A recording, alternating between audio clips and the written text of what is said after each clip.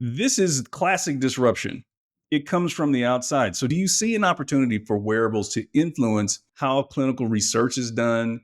And do you see that this market demand from the population being able to drive clinical adoption and the endorsement of these devices and the information collected from, say, medical societies? Yeah, I do 100%. Meaning, and heart rate, resting heart rate, and heart rate variability. These are important metrics that they will measure. Well, they don't do much with heart rate variability, but they will in the future because it's a relatively new concept.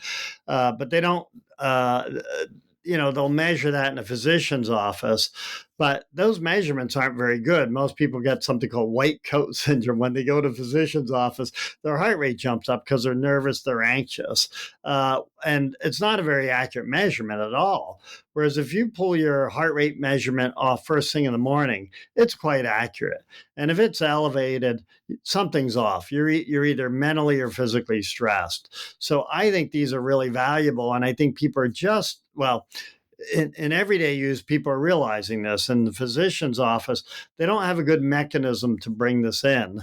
And I think that's where we need to go with this because they are powerful. Imagine before you arrive in the doctor's office, they've got this chart of your resting heart rate variability for the last 6 months. They can tell exactly when things went off because you'll see it right in the chart.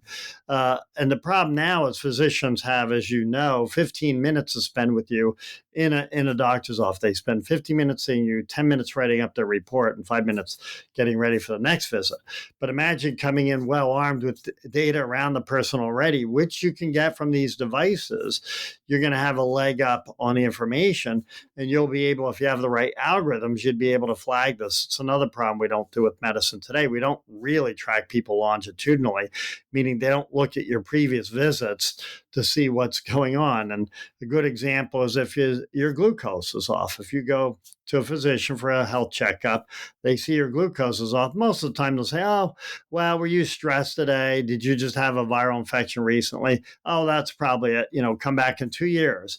But maybe in 2 years, your glucose has been running high that whole time.